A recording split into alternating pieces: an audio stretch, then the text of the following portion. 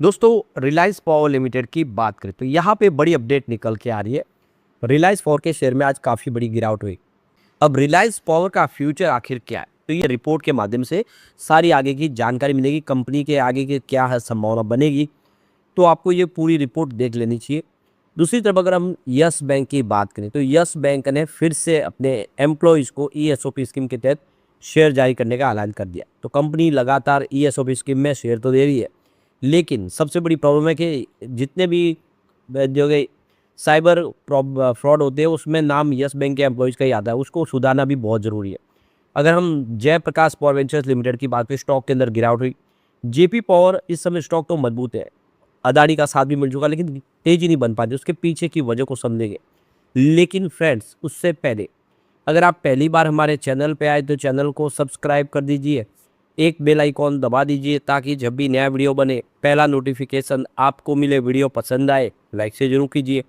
चलो friends video start करते हैं। मैं हूँ आपका दोस्त SB दवे और हमारे अपने चैनल ऑनलाइन कमाई में आपका बहुत बहुत स्वागत है।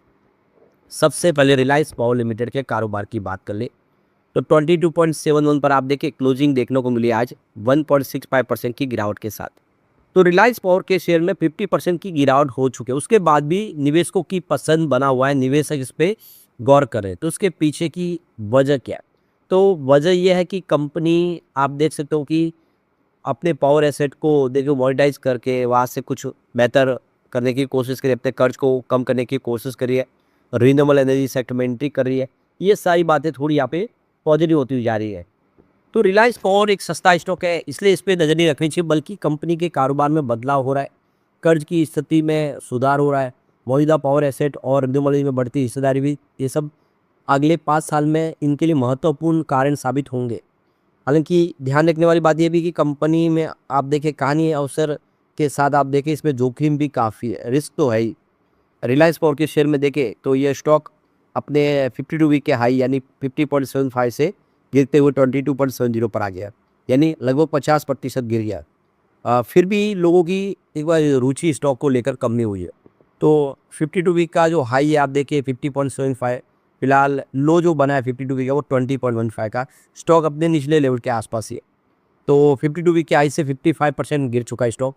एक साल के प्रदर्शन की बात करें इसमें 50% की गिरावट हुई है। इसके बावजूद पिछले 5 साल में शेयर का जो CAGR है वो 16% रहा है, यानी निवेश इसका 5 साल पहले रहेगा तो उसको फ़ायदा हुआ है। तो किसी स्टॉक की सिर्फ शेयर की प्राइस नहीं देखनी चाहिए, उसके फंडामेंटल भी देखने जरूरी होती है। रिलायंस पावर की मौजूदा कहानी को समझने के लिए कंपनी के पावर एसेट को भी देखना जरूरी है। कंपनी के पास उत्तर प्रदेश में 1200 मेगावाट का रोजा पावर प्लांट है, महाराष्ट्र में 600 मेगावाट का बूटी बोरी प्लांट है और शासन पावर प्रोजेक्ट है, जैसे इनके पास बड़े पावर एसेट है। इसके अलावा कंपनी के पास राजस्थान में सोलर, महाराष्ट्र में विंड पावर के एसेट भी है। तो रिलायंस पावर धीरे धीरे बदलाव की तरफ आगे बढ़ रहा है और उसका फोकस अब धीरे धीरे जो पारंपरिक जो थर्मल पावर प्लांट है उससे आगे बढ़कर अब वो सोलर, बैटरी एनर्जी स्टोरेज, दूसरे रिन्यूएबल परियोजनाओं की तरफ आगे बढ़े। अगले 5 साल में भारत में बिजली की मांग बढ़ने के साथ साथ ऐसी बिजली की जरूरत पड़ेगी जिसे जरूरत के हिसाब से उपलब्ध कराया जा सके, यानी जब आवश्यकता हो बिजली मिले। इसी वजह से बैटरी एनर्जी स्टोरेज सिस्टम यानी BESS का महत्व बढ़ता जा रहा है। तो रिलायंस पावर ने solar energy corporation of India की नीलामी के जरिए 500 मेगावाट का एक BESS कॉन्ट्रैक्ट हासिल कर लिया।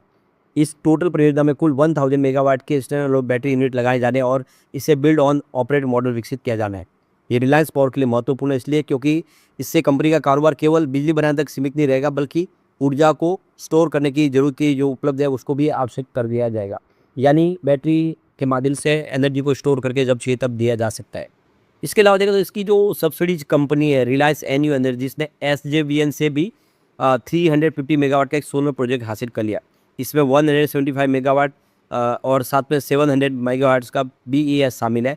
इस प्रोजेक्ट के लिए कुल 25 साल की अवधि के लिए 3.33 प्रति यूनिट की टैरिफ भी तय हो गई है, यानी 25 साल तक इसको बिजली को खरीदा जाएगा SJVN की तरफ से। इस ऑर्डर के बाद कंपनी की क्लीन एनर्जी पाइपलाइन 2.4 गीगावाट तक पहुंच चुकी है और सोलर डीजल क्षमता भी 2.5 गीगावाट तक पहुंच गई है। तो इससे अधिक यहाँ पे BES की क्षमता लगातार बढ़ रही है। एनर्जी स्टोरेज में कंपनी काफ़ी अच्छा कर रही है।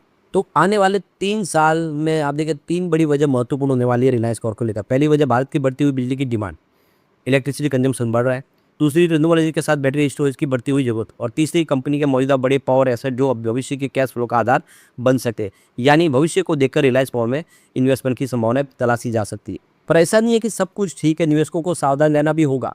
रिलायंस पावर की आप देखिए जो टोटल जो ईपीसी कंपनी की तरह ये ऑर्डर बुक नहीं है, इसलिए इसमें जो प्रोजेक्ट है उसको लेकर आगे समय में पूरे होने हो, जो पुराना कर्ज है उसका रिस्क भी बना हुआ है, काफ़ी सारे वित्तीय विवाद का मामला, तो ये सारी चीज़ें देख के आपको अपनी राय बनानी चाहिए। अब यस बैंक की बात कर ले तो यहाँ पे 22.55 पर क्लोजिंग देखने को मिली 0.22% की गिरावट के साथ। तो फिलहाल आप देखिए 17 इसका 52 वीक का लो है और हाई 25.78 का है। स्टॉक अगर देखें तो अपने ऊपरी प्राइस के आसपास है, क्योंकि वहाँ से सिर्फ 2 रुपये नीचे, जबकि निचले लेवल से देखें तो आपको 5 रुपये का जंप देखने को मिलेगा। तो यहाँ पे उम्मीद थोड़ी पॉजिटिव है। अब यहाँ पे जो बड़ी अपडेट निकल के आ रही है, यस बैंक ने 5.08 लाख इक्विटी शेयर जारी किए ESOP स्कीम के तहत अपने एलिजिबल शेयर होल्डर को। तो ये देखिए लेटेस्ट अपडेट है, आप देखिए ये अप्रूव हुआ है नॉमिनेशन एंड रेम्यूनरेशन कमेटी की तरफ से 25 अगस्त 2026 को, यानी आज ही, जहाँ पे YBL ESOS 2020 scheme, YBL PSOP 2020 के प्लान के तहत और YBL JESOP 2018 प्लान के तहत और YBL RSU प्लान 2024 के तहत ये शेयर जारी करने का फैसला किया है। तो करीब 5,08,774 इक्विटी शेयर जारी किए जा रहे, और इसके लिए आप देख सकते हो कि 72,95,566 रुपीज़ की रकम यस बैंक खर्च कर, यानी फेस वैल्यू 2 रुपीज़ है शेयर की। तो ये देख सकते हो कि एक शानदार फैसला है, एम्प्लॉयज़ को उत्साहित करके कामकाज के लिए उनको मजबूती के साथ आगे बढ़ाने के लिए एक फैसला शानदार कह सकते हैं, जिससे उत्साह जगता है। अगर किसी को रिवार्ड के तौर पे शेयर दिए जा रहे, बोनस शेयर दिए जा रहे, तो उसका एक जोश बन जाता है। लेकिन प्रॉब्लम ये है कि यस बैंक के बहुत सारे एम्प्लॉय जो फ्रॉड भी करे, साइबर फ्रॉड में उनका नाम आ रहा है, उनको सुधारना भी ज़रूरी है। कोई कड़क कार्रवाई करनी चाहिए ताकि यस बैंक की इमेज में सुधार हो।